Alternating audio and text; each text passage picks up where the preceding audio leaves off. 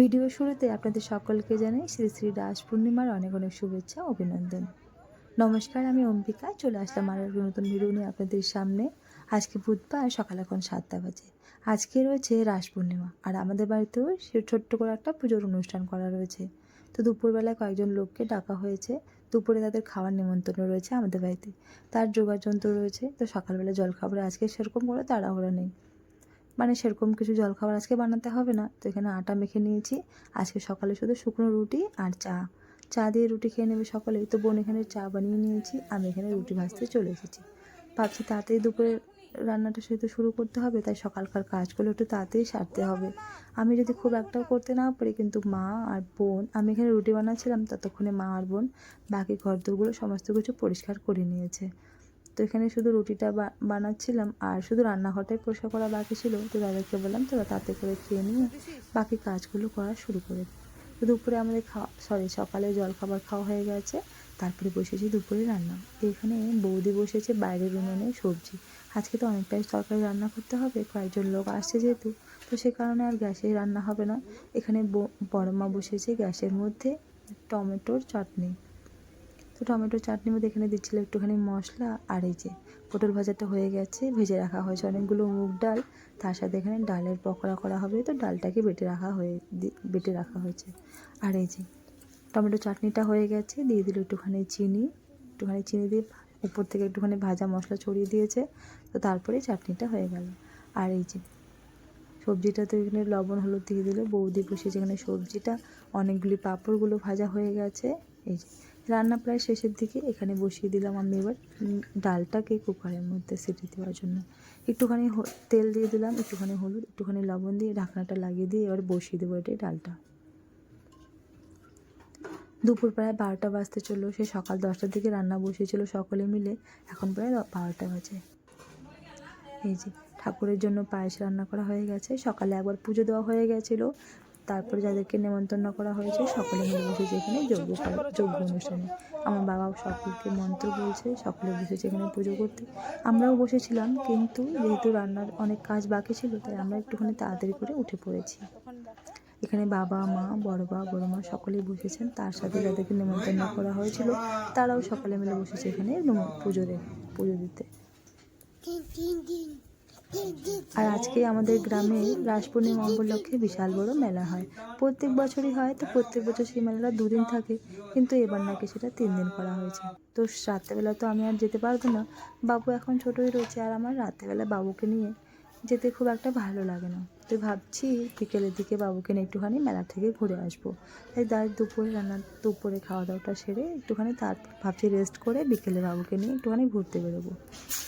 তাই ওখানে রান্নাবান্না সমস্ত কিছু হয়ে গেছে, বসেছি এবারে ডালের পকোড়াগুলো।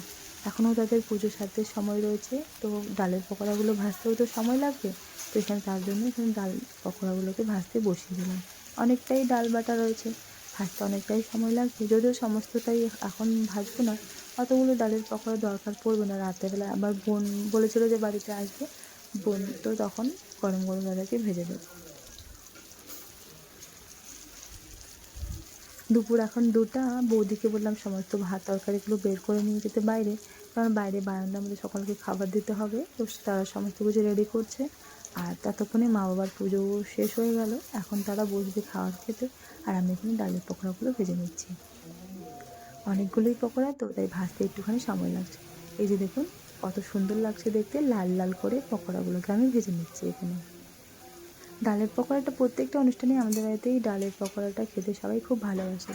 তাই একটা ভাজা কম করে দিয়েও এই ডালের পকোড়াটা আমরা আমাদের অনুষ্ঠানের মেনুতে রাখি আর কি। আর তাছাড়া অনুষ্ঠানে তো নিরামিষই রান্না হয়, এবার আবার পনিরটাও নিয়ে আসা হয়নি। সকলে নাকি পনির খেতে ভালোবাসে না, তাই পনিরটাকে বাদ দিয়েছে। তাই ডালের পকোড়াটাকে একটুখানি বেশি করে করছি। তো যাই হোক, সমস্ত রান্না হয়ে গেছে, সকলের খাওয়া দাওয়া হয়ে গেছে। এখানে আমি একটুখানি ডালের পকোড়াটা দেখতে খুব সুন্দর লাগছিলো, তাই একটুখানি ভিডিও করছিলাম। সাথে দিয়েছি পাঁপড় ভাজা। সকলের খাওয়া হয়ে গেছে। দুপুর এখন 2:30 বাজে, বসেছি এবার আমি খেতে। তো বৌদিকে বললাম একটু আস্তে আস্তে করে সমস্ত কিছু দেওয়ার জন্য। আমি এখানে একটুখানি ভিডিও করছিলাম দেখে ভাই আবার আমাকে ডিস্টার্ব করছিল। তো যাই হোক, সবার প্রথমে দিয়ে দিল এখানে একটুখানি পায়েস, তারপর এখানে ফলমূল যেগুলো প্রসাদে দিয়েছিলাম সেগুলো দিয়ে দিল, তারপরে দিল একটুখানি সাদা ভাত। সকাল থেকে তো সেরকম খাওয়া দাওয়া হয়নি, খুব খিদেও পেয়ে গেছিলো। তো তারপরে দিল ডালের পকোড়া, আর এখানে দিয়ে দিলাম পাঁপড়টা। তো তার সাথে ছিল কালকে একটুখানি আলু ভাজাটা ছিল, সেটা না হলে আবার ফেলে দিতে হবে, তো এখানে আমি আলু ভাজাটা নিয়ে নিলাম। আমার আবার আলু ভাজা খেতে খুবই ভালো লাগে। আর এই যে হাতটা দেখতে পেলে সেটা আমার ভাই ছিল, আমি ভিডিও করছিলাম দেখে আমাকে ডিস্টার্ব করছিল। এখানে একটুখানি পটল ভাজা, একটুখানি ডাল আর একটুখানি তরকারি দিয়ে দিল। দুপুরে খাওয়া দাওয়ার পর একটুখানি রেস্ট করে নিয়েছিলাম, বাবুকেও ঘুম পাড়িয়ে দিয়েছি। তাহলে ভাবছি তাহলে বিকেলবেলা যখন যাবো তখন তাহলে আর বিরক্ত করবে না। সন্ধ্যা এখন 7টায় চলে এসেছি বাবুকে নিয়ে এখানে মেলা। আমাদের বাড়ি থেকে খুব একটা দূরে নয়, তাই আমরা দুজনেই এসেছি, কাউকে সঙ্গে করে নিয়ে আসিনি। তারা আবার রাত্রেবেলা আসবে, তাই এখন আর আসতে চাইলো না। রাত্রেবেলা যখন আসবে তারা তখন অনেকক্ষণ থাকবে, আমরা তো অতক্ষণ থাকতে পারবো না। এই যে দেখুন আমাদের গ্রামে রাধাকৃষ্ণ মূর্তি কত সুন্দর লাগছে। আর আজকের এই অনুষ্ঠানে যে উদ্বোধন আজকে যে উদ্বোধন হবে, তো আমাদের এখানে এসেছে আমাদের এখানকার যে সাংসদ রয়েছেন উনি রাজু ওনাকে ডাকা হয়। मानवेंद्र सिन्हा जी और प्रदीप दा, आप सबका बहुत आभार। मैं पिछली बार भी आया था, इस बार भी आपने बहुत अच्छे से कार्यक्रम किया। आप लोग इसी तरह समाज के अच्छे कार्यक्रम में लगे रहे। राजनीति में लगे नहीं लगे इससे बहुत ज्यादा फर्क नहीं पड़ता, लेकिन समाज के कार्य में आप सब लोग लगे रहे, यही मेरी शुभकामनाएं। अनेक अनेक शुभेच्छा।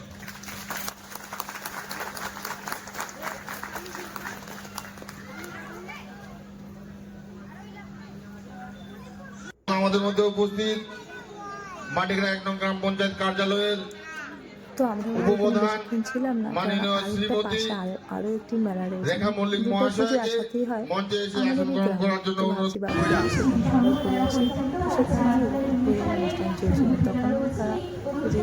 আর এখানে যিনি এসেছেন নিশীথ প্রামাণিক, ওনাকে আমি হয়তো চিনি না, তো উনি এসেছেন এখানে পুজোতে। তো এখানে খুব ভিড় ছিল, ভিতরে যাওয়া যাচ্ছিল না, ভিতরেই মন্দিরটি রয়েছে। তো ভাবছি ওনারা যখন চলে যাবেন তখন ভিতরে মন্দিরটিতে একবার দর্শন করে আসবো বাবুকে নিয়ে গিয়ে। এই যে তোরা চলে গেছেন, চলে এসেছি আমি ভিতরে। এই যে দেখুন বাবুকে নিয়ে আমি একটুখানি রাস্তা ঘুরিয়ে দিলাম, তারপরে ঠাকুরের দর্শন করলাম। এখানেও খুব ভিড় ছিল, তো বেশিক্ষণ ছিলাম না। বাবু আবার এক জায়গায় বেশিক্ষণ থাকতে ভালো মানে থাকতে চায় না, তো এদিকে থেকে ছুটোছুটি করে, তাই তাকে নিয়ে আবার বেরিয়ে পড়লাম। এই যে তো এখানে উদ্বোধন অনুষ্ঠান চলছিল, একটু ভাবছি একটুখানি দেখতে তারপরে বেরোবো, কিন্তু বেশিক্ষণ থাকতে পারলাম না। বাবু কিছুতেই থাকবে না, শুধু সমানে বেরিয়ে যাচ্ছিল।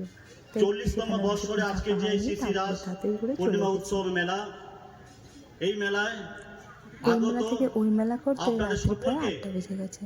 বাড়িতে ফোন করেছি, নিতে আসছি, আজকে তো মেলা রয়েছে তাই টোটো চলছে না, একা এতটা রাস্তা হেঁটেও যেতে পারবো না, তাই বাড়িতে ফোন করে দিয়েছি নিতে আসছি। তো ভাবছি তা আসার আগে যাওয়ার আগে একটুখানি পুরো মেলাটাকে একবার ঘুরে নিই, আবার কালকে আসতে পারবো কি পারবো না, যাই হোক। তো বেরিয়ে পড়েছি এখানে আমি দুজনে মিলে মেলায় ঘোরার জন্য। অনেক দোকানপাট আসছে, এই যে দেখুন। ভিডিওটাও তাহলে এখানে শেষ করছি। আপনাদের কেমন লাগলো পুরো ভিডিওটা অবশ্যই জানাবেন, ভালো লাগলে একটি লাইক করে দেবেন, আর আমার ভিডিও ভালো লাগলে চ্যানেলটি সাবস্ক্রাইব করে পাশে থাকবেন। সবাই ভালো থাকবেন, সুস্থ থাকবেন, দেখা হচ্ছে খুব শীঘ্রই পরের একটি ভিডিওতে। সকলকে অসংখ্য ধন্যবাদ আমার ভিডিও দেখার জন্য, সবাই ভালো থাকবেন।